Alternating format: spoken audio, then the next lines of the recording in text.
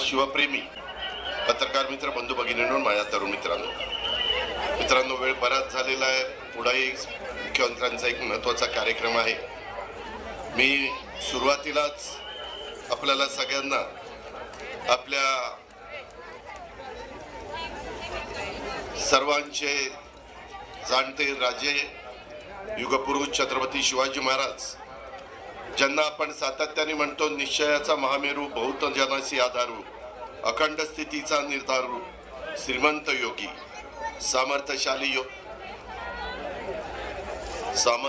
योद्धा कसा असावा, आदर्श शासनकर्ता कसा असावा, प्रजाहित दक्ष आणि युगप्रवर्तक जाणता राजा यांना व्यक्तिशः माझ्या वतीनं आपल्या सर्वांच्या वतीनं मी सुरुवातीलाच मानाचा मुजरा करतो.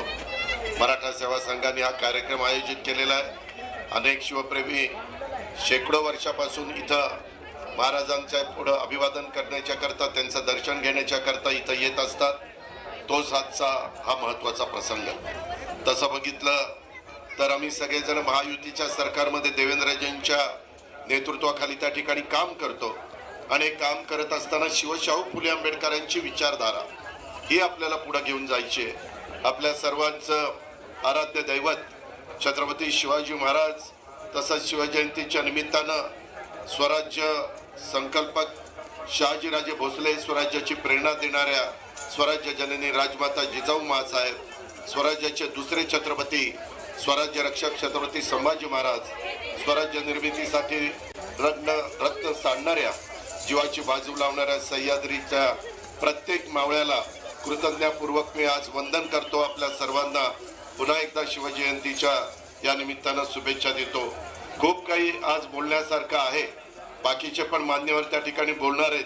आपण राज्य सरकारच्या वतीनं सातत्याने शिवनेरीच्या परिसरामध्ये अनेक चांगली कामं करण्याचा प्रयत्न केला. मला जुन्नरकरांना सांगायचं, परवाच आपला इथं न्यायालयाचा कार्यक्रम होता आणि त्याला न्यायाधीश आलेले होते मुक्कामाला. त्याच्यामध्ये 2-3 न्यायाधीश सकाळीच इथं दर्शनाच्या करता आले आणि त्यांनी दर्शन घेऊन सकाळी खाली भेटल्यावर मला सांगितलं की अतिशय चांगल्या प्रकारचं शिवनेरीचं एकंदरीत तिथलं सगळं जे काम आहे ते सरकारने केलेलं आहे. आपण सगळेजण शिवसैनिक आहात, शिवभक्त आहात आणि त्याच्यामुळे आपल्यावर पण जबाबदारी फार आहे.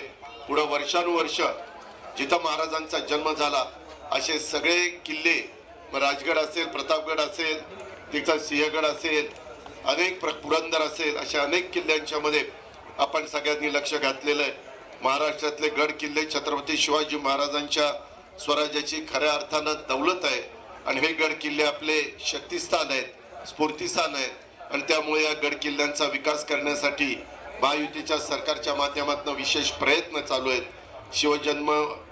जन्मभूमी शिवनेरीच्या जतन संवर्धनासाठी मी मुख्यमंत्र्यांच्या साक्षीने सांगतो, येताना आम्ही चौघही हेलिकॉप्टरमध्ये बोलत होतो त्यावेळेस त्यांनी आम्हाला सूचना केलेल्या आहेत की या संवर्धनासाठी निधीची कोणतीही कमतरता आपल्याला भासू द्यायची नाही.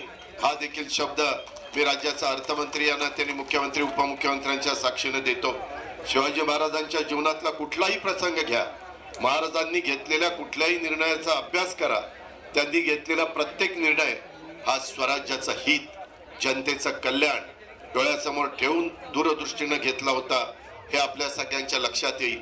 त्यामुळे आजच्या शिवजयंतीच्या निमित्तानं आपण महाराजांच्या विचारावर निष्ठा ठेवून काम करण्याचा संकल्प करूया.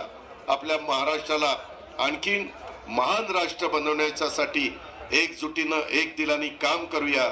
आजच्या काळातही शिवाजी महाराजांचे विचार आणि त्यांची तत्वे तितकीच महत्वाची आहेत. सामाजिक एकोपा, न्याय, सुशासन आणि लोककल्याण हे शिवरायांनी आपल्याला शिकवलेलं आहे.